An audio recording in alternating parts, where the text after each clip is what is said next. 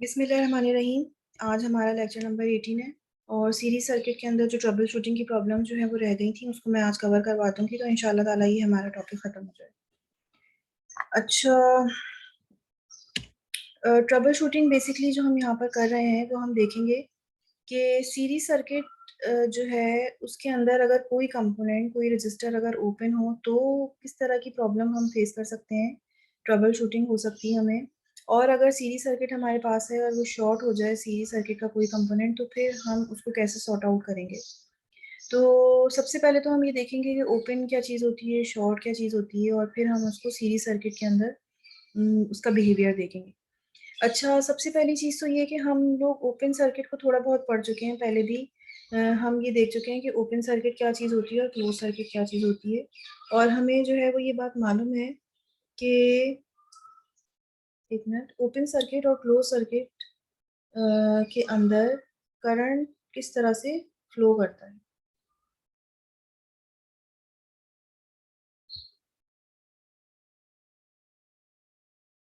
अगर let suppose मेरे पास एक ही सर्किट है और ये सर्किट जो है वो अभी बिल्कुल क्लोज्ड है, तो क्लोज सर्किट के अंदर मेरे पास करंट फ्लो करेगा। ठीक है, ये मेरा क्लोज लूप है और इसके अंदर करंट जो है वो होगा।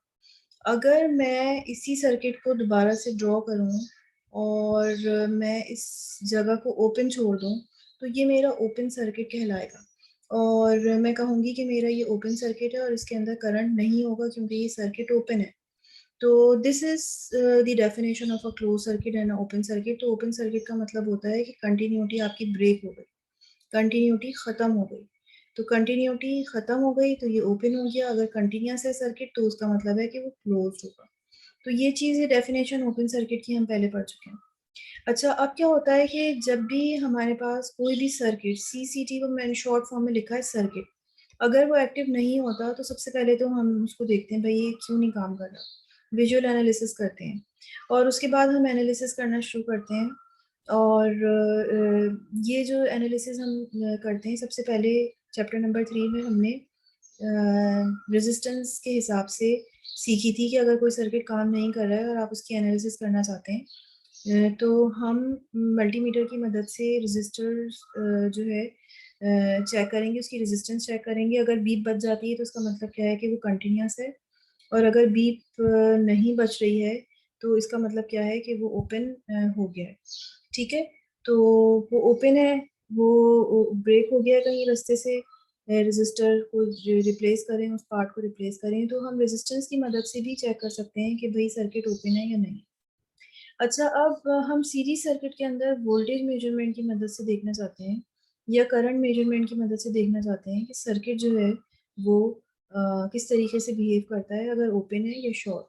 तो बारी बारी हम देखेंगे ओपन है या शॉर्ट है, तो वोल्टेज और करंट मेजरमेंट की मदद से हमें देखना पड़ेगा।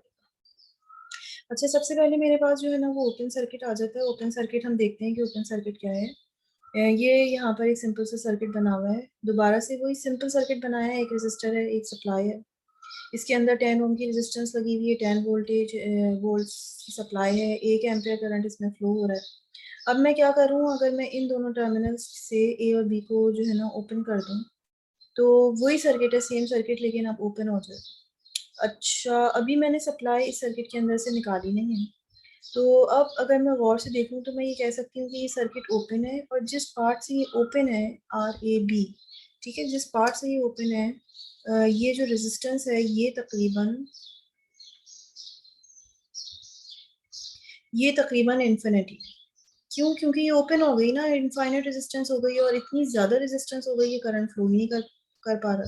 तो मैं इस तरह से भी तो कह सकती हूँ कि जो ओपन पार्ट होती है उसके ऊपर रेजिस्टेंस जो है वो क्या होती है, इनफाइनाइट। अच्छा, अब जब ये वाली रेजिस्टेंस बहुत ज़्यादा हो गई और ये वाली रेजिस्टेंस बहुत कम हो गई, तो अब हम जब वोल्टेज देते हैं इस सर्किट के अंदर, तो वोल्टेज तो ड्रॉप होगा वहाँ पर ज़्यादा जहाँ पर रेजिस्टेंस ज़्यादा होगी। तो अगर मैं इन दोनों को गौर से देखूँ तो ये बिल्कुल निग्लिजिबल रेजिस्टेंस है as compare to this part. तो हम ये कहेंगे कि जितना वोल्टेज यहाँ पर हम दे रहे थे, सोर्स वोल्टेज, वो पूरा के पूरा ड्रॉप हो जाएगा ओपन पार्ट पे। ठीक है, तो और यहाँ पर कोई भी वोल्टेज ड्रॉप नहीं हो। क्यों वोल्टेज ड्रॉप नहीं होगा? क्योंकि इस सर्किट के अंदर हमारा करंट जो है वो ज़ीरो है, करंट फ्लो नहीं हो रहा, ओपन सर्किट है। तो अगर मैं वोल्टेज निकालूँ अक्रॉस दिस पॉइंट, ये सी पॉइंट है, ये पॉइंट है, एसी वोल्टेज अगर मैं निकालूँ तो VAC is equal to I RAC तो 10 है, लेकिन जो करंट है वो तो सर्किट के अंदर है ही नहीं। तो VAC जो है वो मेरा क्या होगा? ज़ीरो। तो इसका मतलब है कि इस कंपोनेंट के अक्रॉस कोई वोल्टेज ड्रॉप नहीं हुआ। अगर इसके अलावा भी कोई और कंपोनेंट होते तो तब भी उस पे वोल्टेज ड्रॉप नहीं होता। वोल्टेज ड्रॉप कहाँ हुआ? सिर्फ और सिर्फ ओपन पार्ट पे। तो ओपन सर्किट की पहली प्रॉपर्टी तो ये हो गई कि करंट फ्लो नहीं होता। दूसरी प्रॉपर्टी ये हो गई कि सारा के सारा वोल्टेज ड्रॉप हो जाता है कहाँ पर? जो पार्ट ओपन होते हैं। ठीक है, यही चीज मैंने यहाँ पर लिखी हुई है कि no current flows if circuit is open. Voltage जो ड्रॉप होता है वो सिर्फ और सिर्फ ओपन पार्ट के ऊपर होता है और बाकी किसी जगह पर वोल्टेज ड्रॉप नहीं होता। और एक प्रॉपर्टीज की ये है कि रेजिस्टेंस जो है जो ओपन पॉइंट्स के दरमियान वो बिहेव करती है लाइक एन इनफाइनाइट रेजिस्टेंस। तो करंट किस तरह बिहेव करता है, वोल्टेजेस किस तरह से बिहेव करते हैं, रेजिस्टेंस किस तरह से बिहेव करता है, ये मैंने सारे आपको बता दिए।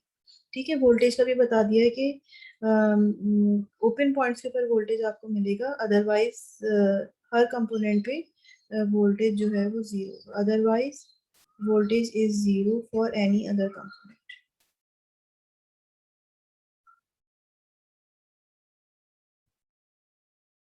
तो this is the behaviour of the open circuit. अब फॉर एग्जांपल मेरे पास एक कोई सर्किट है, ये काम नहीं कर रहा, एनालिसिस मैंने कर ली, देख के मुझे पता नहीं चल रहा कि क्या प्रॉब्लम है, कौन सा रजिस्टर काम नहीं कर रहा।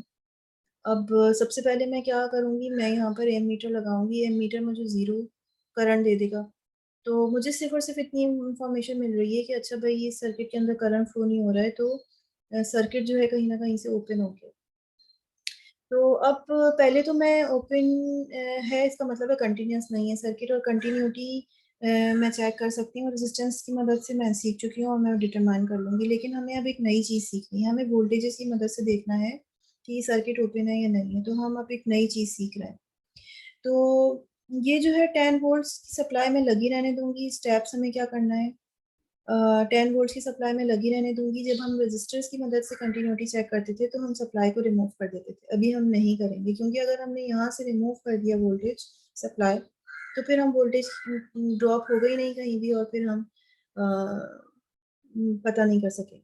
ठीक है, तो कि ये सर्किट ओपन है कि नहीं। तो फिर हम सबसे पहले काम यही करते हैं कि सप्लाई लगी रहने देते हैं, सर्किट को स्प्लिट करते हैं हाफ हाफ। ठीक है, हाफ अप्रोच, सचमुच स्प्लिट नहीं करना, तोड़ना नहीं है, जहन में स्प्लिट करना है कि हम आधा आधा वोल्टेज करके चेक करेंगे। तो मैंने इस पे पॉइंट लगा दी। सबसे पहले मेरे पास 4 रजिस्टर थे, तो सबसे पहले मैंने इसको आधा किया, ए से लेके बी तक मैं वोल्टेज मेजर करूँगी। तो मुझे पता है कि जिस ओपन सर्किट की प्रॉपर्टी ये होती है कि अगर जिस पॉइंट पे वो ओपन होगा उन दो पॉइंट्स के दरमियान मुझे 10 वोल्ट मिल जाएगा, जितना वोल्टेज मैं दे रही हूँ। अदरवाइज हर कंपोनेंट के अक्रॉस वोल्टेज जो है वो क्या होगा? ज़ीरो होगा। तो सबसे पहले मैंने मेजरमेंट की ए और बी के दरमियान, तो वोल्टेज मुझे ज़ीरो मिल रहा है, जिसका मतलब है कि मेरा ये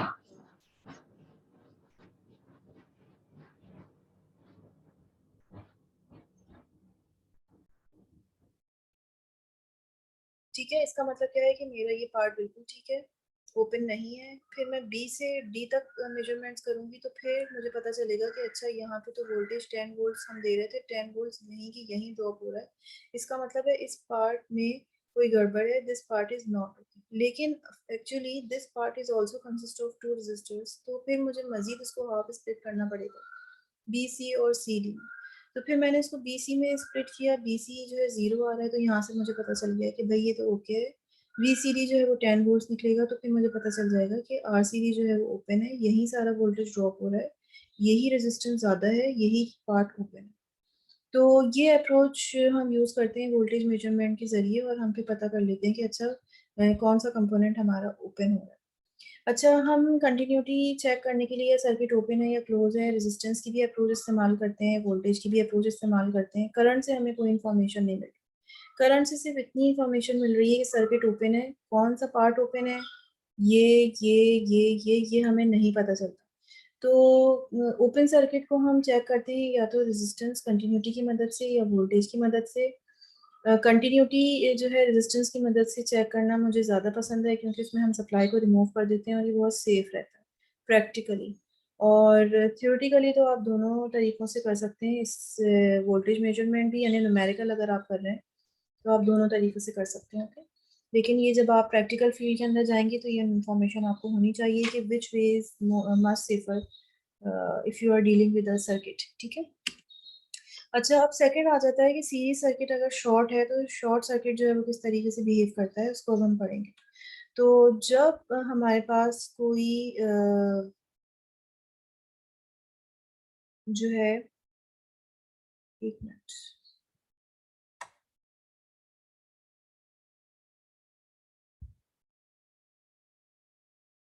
अच्छा मैं आपको बता रही थी शॉर्ट सर्किट का। शॉर्ट सर्किट क्या चीज़ होती है, इसमें ये होता है कि जो भी हमारे पास सीरीज सर्किट होता है ये काम कर रहा होता है, ठीक है, प्रॉपरली। लेकिन जब शॉर्ट शॉर्ट हो जाता है तो कोई ना कोई एक कंपोनेंट काम फिर करना छोड़ देता है।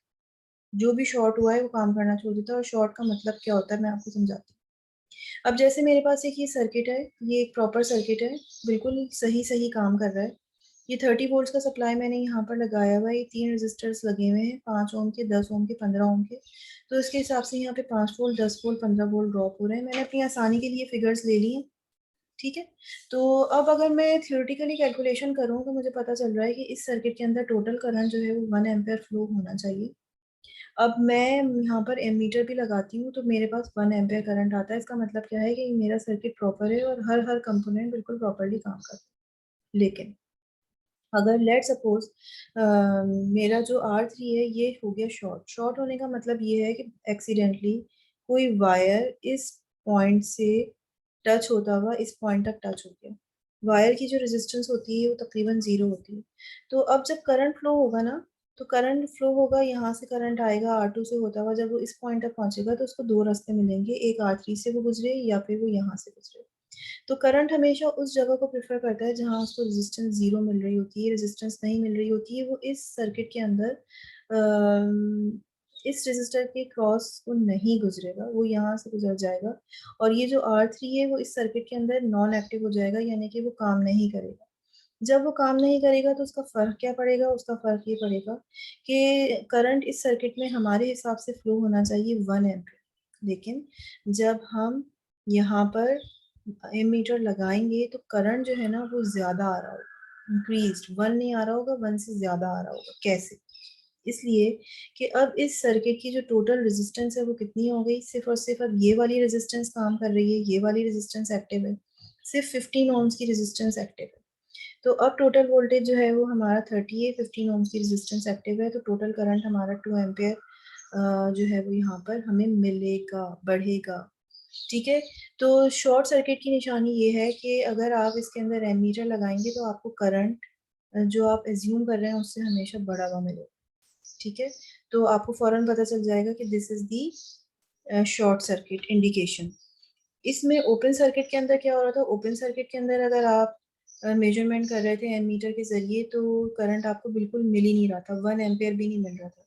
तो आप कह रहे थे कि 0 करंट आ रहा है तो उसका मतलब है ये बिल्कुल ओपन हो गया है। तो करंट बिल्कुल डिक्रीज हो गया, तो यहाँ से आपको पता चला ओपन है, सिर्फ इतना पता चला ओपन है। Which part is open you can not tell with the measurement of current ammeter only. ठीक है। इसी तरीके से यहाँ आपको एमीटर की रीडिंग लेने से करंट बढ़ा हुआ है, सर्किट कोई कंपोनेंट शॉर्ट है, सिर्फ इतनी इंफॉर्मेशन मिल रही है, which component is short you can not recognise. तो अब हम कैसे पता करेंगे उसको कि कौन सा कंपोनेंट शॉर्ट है, तो हम वोल्टेज मेजरमेंट्स करेंगे।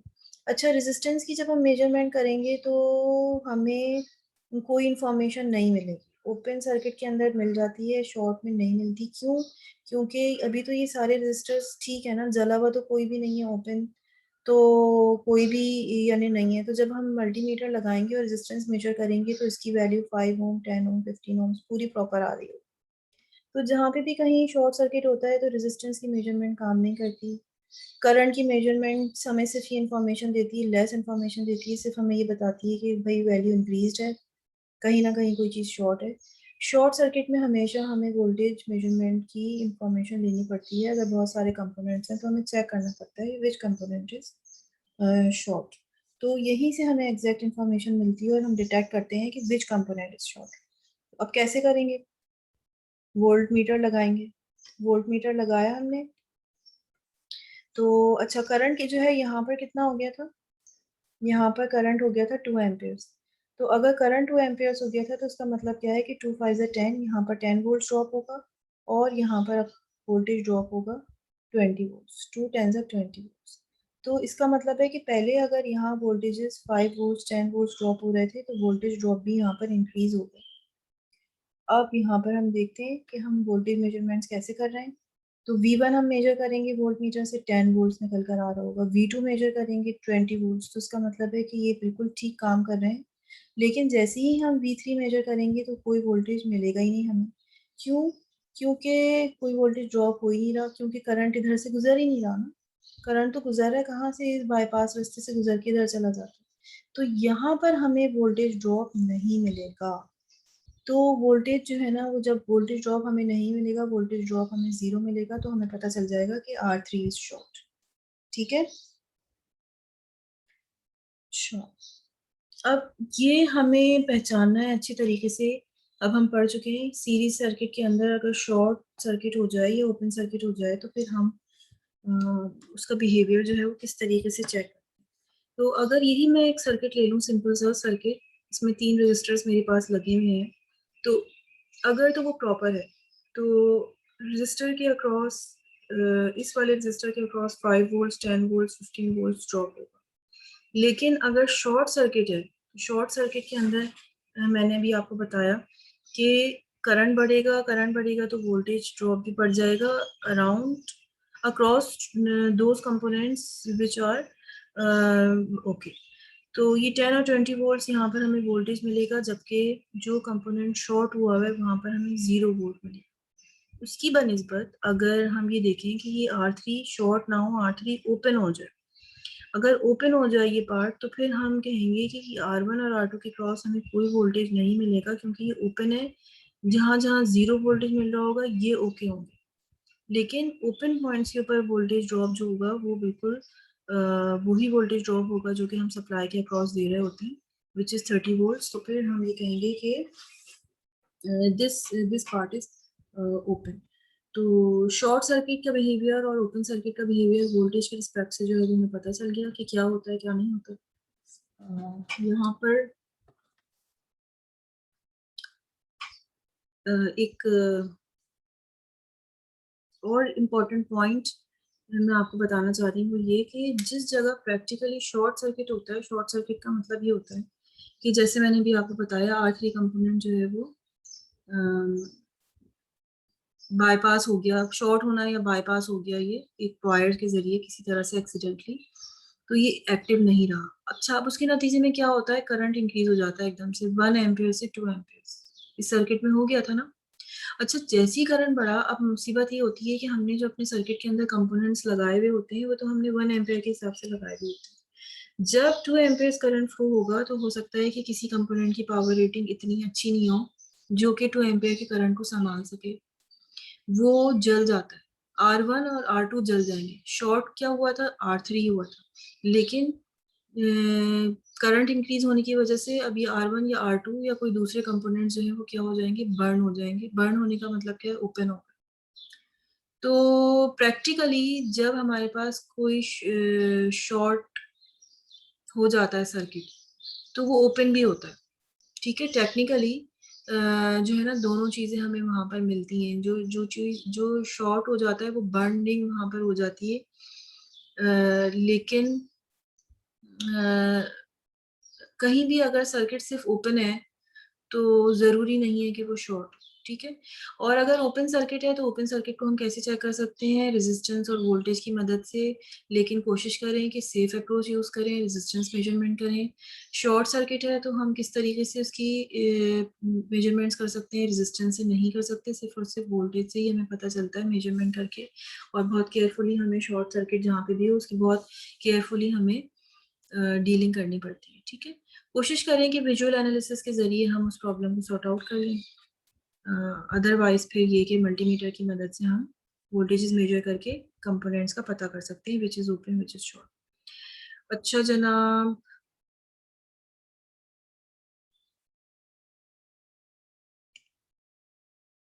यहाँ पर मैं अपना लेक्चर एंड कर रही हूँ।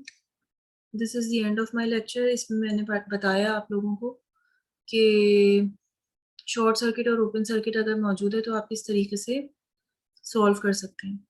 इससे कंसर्न प्रॉब्लम आप लोग खुद ही जो है वो देख लीजिएगा। मैंने अभी यहाँ पर लिखा नहीं है इसको, कि इससे कंसर्न प्रॉब्लम नंबर जो है वो क्या है। तो बुक के अंदर से शॉर्ट सर्किट और ओपन सर्किट की जो प्रॉब्लम्स हैं उसको ज़रूर सॉल्व कर लीजिएगा ट्रबल शूटिंग के अंदर। ठीक है, this is the end of lecture number 18। अल्लाह हाफ़िज़।